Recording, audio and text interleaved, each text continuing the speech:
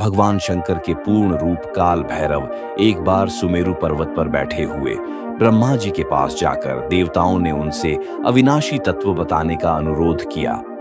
शिव जी की माया से मोहित ब्रह्मा जी उस तत्व को न जानते हुए भी इस प्रकार कहने लगे, मैं ही इस संसार को उत्पन्न करने वाला स्वयंभू अजन्मा एकमात्र ईश्वर अनादि भक्ति ब्रह्म घोर निरंजन आत्मा हूं।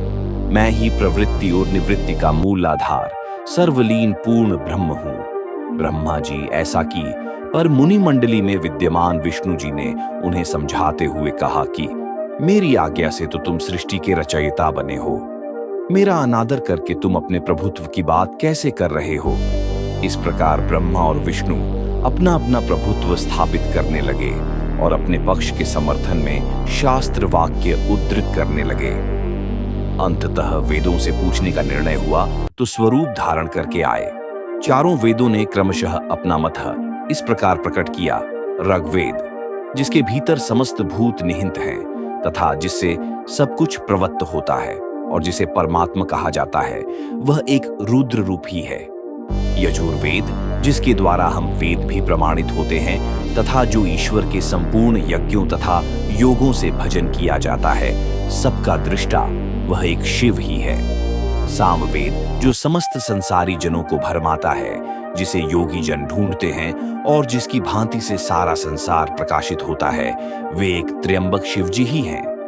अथर्ववेद, जिसकी भक्ति से साक्षात्कार होता है और जो सब या सुख दुख अतीत अनादि ब्रह्म है, वे केवल एक शंकर जी ही हैं।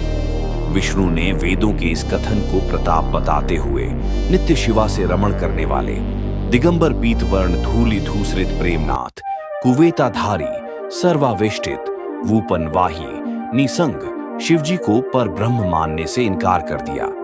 ब्रह्म विष्णु विवाद को सुनकर ओंकार ने शिवजी की ज्योति नित्य और सनातन पर ब्रह्म बताया, परंतु फिर भी शिव माया से मोहित ब्रह्म विष्णु की बुद्धि नहीं बदली। उस समय उन दोनों के मध्य आदि अंत रहित एक ऐसी विशाल ज्योति प्रकट हुई कि उससे ब्रह्मा का पंचम सिर जलने लगा। इतने में त्रिशूलधारी नील लोहित शिव वहां प्रकट हुए तो अज्ञानतावश ब्रह्मा उन्हें अपना पुत्र समझकर अपनी शरण में आने को कहने लगे। ब्रह्मा की संपूर्ण बातें सुनकर शिव जी अत्यंत क्रुद्ध हुए और उन्होंने तत्काल भैरव को प्रकट कर उससे ब्रह्मा पर शासन करने का आदेश दिया। आज्ञा का पालन करते हुए भैरव ने अपनी बाईं उंगली के नखाग्र से ब्रह्मा जी का पंचम सिर काट डाला। भयभीत ब्रह्मा शतरुद्री का पाठ करते हुए शिव जी के शरण हुए। ब्रह्मा और विष्णु दोनों को सत्य की प्रतीति हो गई और वे दोनों शिव जी की महिमा का गान करने लगे। यह देखकर शिव जी शांत हुए और उन दोनों को अभयदान दिया। इसके उपरांत शिव जी ने उसके भीषण होने के कारण भैरव और काल को भी भयभीत करने वाला होने के कारण काल भैरव तथा भक्तों के पापों को तत्काल नष्ट करने वाला होने के कारण पाप भक्षक नाम देकर उसे काशीपुरी का अधिपति बना दिया। फिर कहा कि भैरव, तुम इन ब्रह्मा विष्णु को मानते हुए ब्रह्मा के कपाल को धारण करके इसी के आश्रय से भिक्षावृत्ति करते हुए वाराणसी में चले जाओ। वहां उस नगरी के प्रभाव से तुम ब्रह्म हत्या के पाप से मुक्त हो जाओगे। शिव जी की आज्ञा से भैरव जी हाथ में कपाल लेकर ज्यां ही काशी की ओर चले। ब्रह्म हत्या उनके पीछे पीछे हो चली। विष्णु जी ने उनकी स्तुति करते हुए उनसे अपने को उनकी माया से मोहित न होने का वरदान मांगा।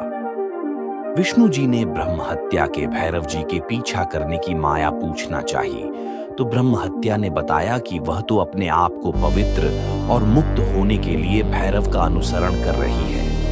भैरव जी ज्यों ही काशी पहुंचे त्यों ही उनके हाथ से चिमटा और कपाल छटकर पृथ्वी पर गिर गया और तब से उस स्थान का नाम कपाल मोचन तीर्थ पड़ गया।